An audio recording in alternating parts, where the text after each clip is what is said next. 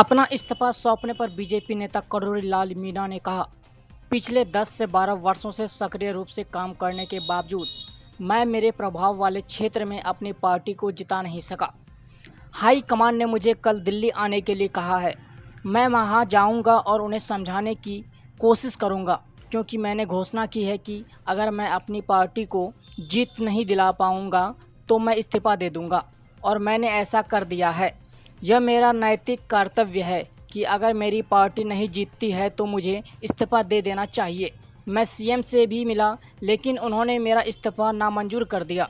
मुझे किसी पद के लिए कोई शिकायत या उम्मीद नहीं है, न तो सीएम से और न ही संगठन से है।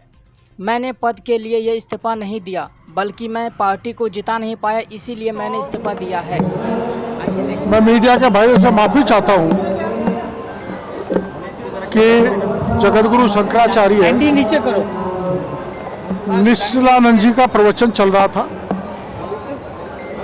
आपको मैं बयान नहीं दे सका, आप लोगों को इंतजार करना पड़ा, बरसात में तकलीफ उठानी पड़ी।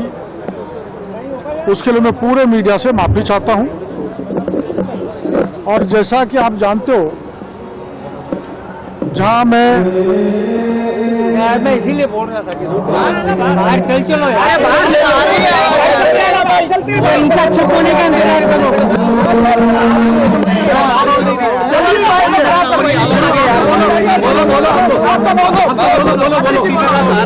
जहां मैं वर्षों से काम कर रहा हूं,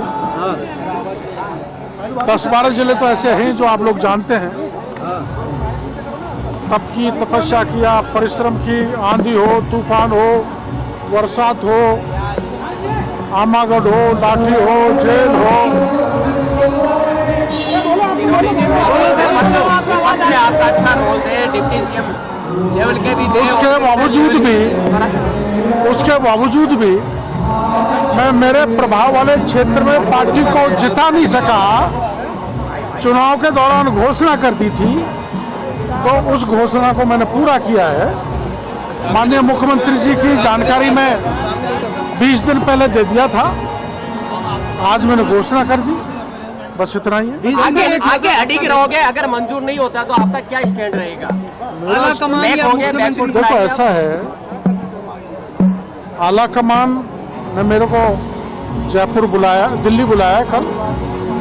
मैं जाऊंगा, उनको संतुष्ट करूंगा कि मैं नाकामयाब रहा, पार्टी को जिता नहीं सका, और मैंने वचन दिया था कि अगर पार्टी नहीं जीती तो मैं मंत्री पद से इस्तीफा दे दूंगा। तो मेरी नैतिक जिम्मेदारी बनती थी, जब मेरी पार्टी नहीं जीती तो मैं वहां से इस्तीफा दे दूं।